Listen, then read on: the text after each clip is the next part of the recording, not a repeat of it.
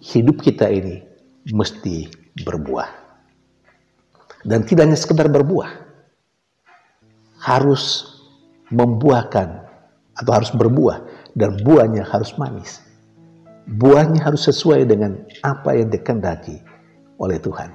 Yang dalam bacaan Injil hari ini diibaratkan dengan pokok anggur.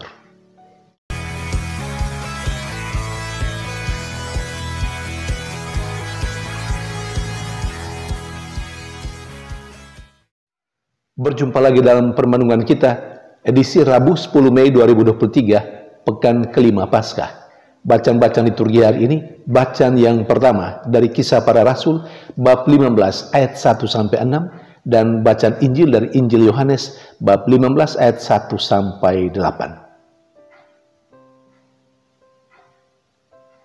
Pewartaan Paulus dan Barnabas telah membuat banyak orang menjadi percaya.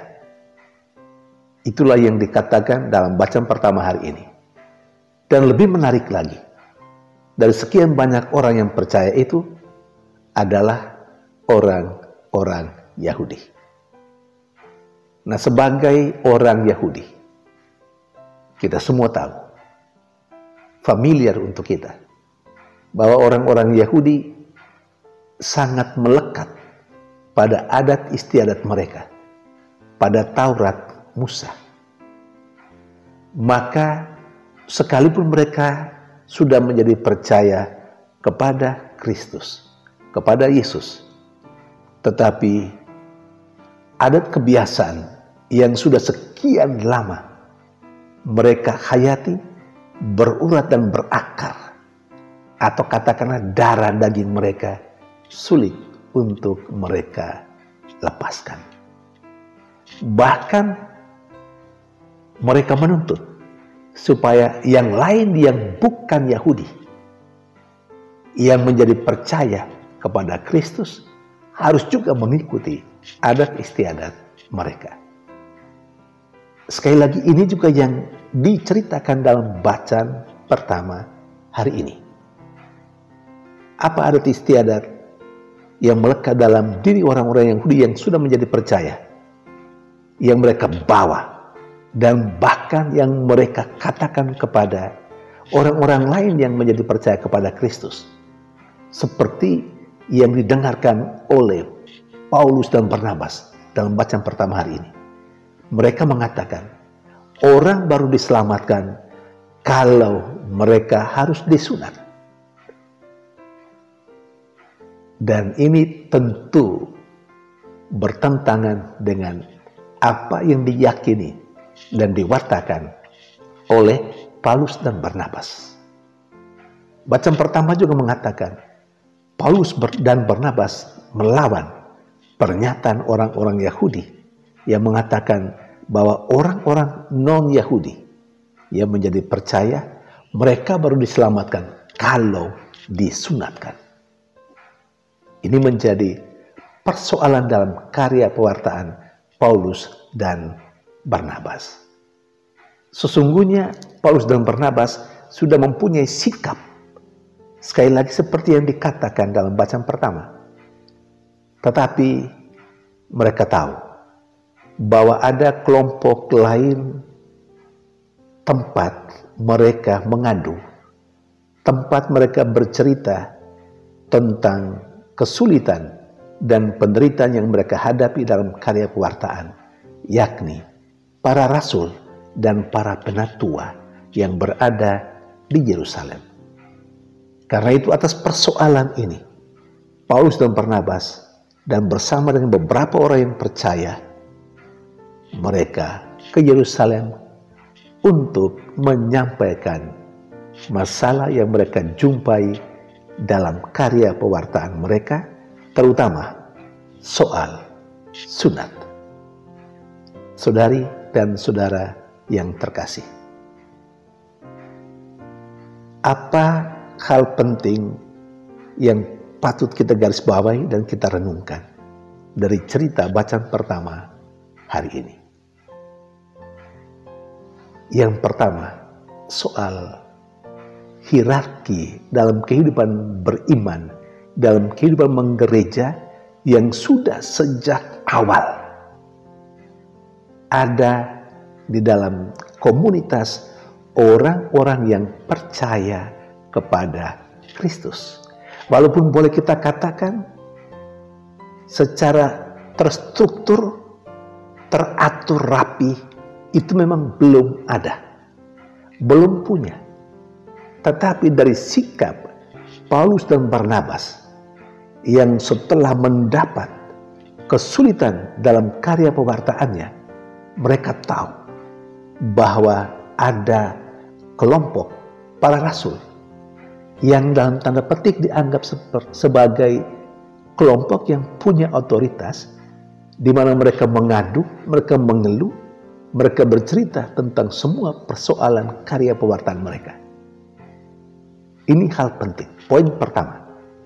Jadi sudah ada semacam pengakuan bahwa ada otoritas dalam kehidupan beriman, yakni para rasul dan penatua.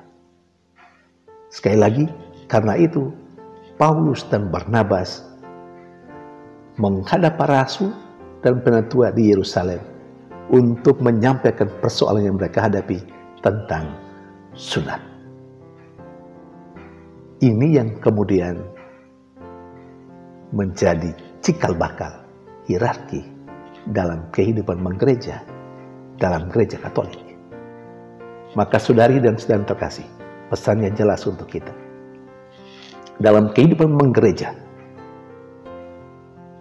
sudah sangat tersusun rapi hierarki itu. Hierarki perlu berkenan dengan karya pewartaan.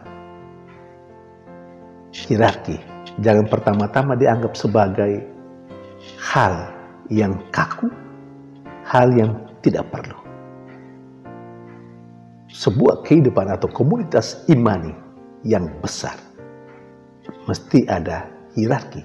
Ada orang yang menjadi tempat mengadu, tempat bercerita kesulitan kehidupan, terutama dalam karya pewartaan. Kita ambil contoh dalam kehidupan berparoki misalnya. Ada tingkat paroki, ada pimpinan paroki, ada dewan DPH-nya, juga ada plenonya, sampai ke tingkat lingkungan, ada ketua-ketua lingkungan dengan beberapa seksi yang penting untuk mengelola kehidupan komunitas imani di tingkat lingkungan. Kita mendapat pesan, saudari-saudara, Anda yang berkarya di tingkat basis, tingkat dasar, di tingkat lingkungan, andai kata ada persoalan dalam karya pelaksanaan tugasmu, dalam karya pelayananmu, jangan lupa ada hierarki, ada pimpinan paroki, ada DPH, tempat di mana Anda sebagai rekan, sahabat dalam karya pelayanan bercerita tentang kesulitan yang dihadapi. Jangan takut. Pimpinan paroki bukan pimpinan yang mencari kuasa. Kalaupun ada, itu soal pribadinya dan itu keliru. Dan saya yakin tidak ada. Tapi itu menjadi tempat pengaduan. Tempat Anda bercerita tentang pengalaman dalam karya pelayanan. Andai kata ada kesulitan, ada tempat mengadu. Dan di sana mendapat jawaban dan solusi yang bisa memecahkan persoalan yang ditemui, dijumpai dalam karya pelayanan di tingkat lingkungan misalnya. Dan masih ada sekian hierarki di tingkat dekanat dan keuskupan. Saudari dan saudara yang terkasih, poin yang kedua menjadi pesan tegas untuk kita. Sebelum kita menjadi orang percaya kepada Kristus, kita adalah orang-orang yang hidup atau yang menghidupi, yang menghayati budaya dalam kehidupan kita. Karena itu, bukan tidak mungkin ketika kita menjadi percaya, budaya kita, kita bawa. Budaya kita tetap hayati. Memang tidak semua budaya bertentangan dengan nilai-nilai Injili. Ada banyak hal, unsur dalam budaya yang sangat cocok dengan nilai-nilai Injili. Yang itu kita tetap bawa. Tetapi ketika sampai pada suatu saat, ada hal budaya yang kita rasanya dalam tanda petik bertentangan dengan ajaran Kristus, kita diminta untuk melepaskan itu atau tidak mengutamakan itu, tidak memprioritaskan itu. Yang kita utamakan apa yang dikatakan oleh Tuhan kita, apa yang diajarkan oleh Tuhan kita. Andai kata dalam adat kebiasaan sering kita menghayati mata ganti mata, gigi ganti gigi. Ketika kita menjadi orang percaya, jangan lupa kita diminta untuk mengampuni. Masih banyak hal lain yang mesti kita perbaharui dalam kehidupan kita. Sementara dalam bacaan Injil, Yesus menegaskan kepada para rasulnya, kepada para pengikutnya, termasuk saya dan Anda saat ini, hidup kita ini mesti berbuah. Dan tidak hanya sekedar berbuah, harus membuahkan atau harus berbuah, dan buahnya harus manis. Buahnya harus sesuai dengan apa yang dikehendaki oleh Tuhan. Yang dalam bacaan Injil hari ini diibaratkan dengan pokok anggur. Kita semua yang menjadi orang percaya adalah ranting-ranting yang mesti melekat pada pokok anggur supaya bisa menghasilkan buah. Dan sekali lagi, buah yang dihasilkan adalah buah yang dikehendaki oleh Tuhan. Tidak buah menurut cangkokan kita. Tidak buah menurut kemauan kita. Saudari dan saudara terkasih, sangat tegas Yesus mengatakan kita harus menghasilkan buah. Karena dengan cara itu, ketika kita menghasilkan buah dan buah menurut kehendak Tuhan, bukan buah cangkokan keinginan kita, harapan kita, bukan. Buah yang dikehendaki oleh Tuhan. Dengan cara itu, kita pertama menunjukkan bahwa kita adalah murid-murid Yesus. Orang yang mengimani Yesus. Dan ketika kita bisa berbuah dan buah yang baik sesuai dengan kehendak Tuhan, di sana kita sedang memuliakan Allah dan Tuhan kita Yesus Kristus. Tuhan memberkati.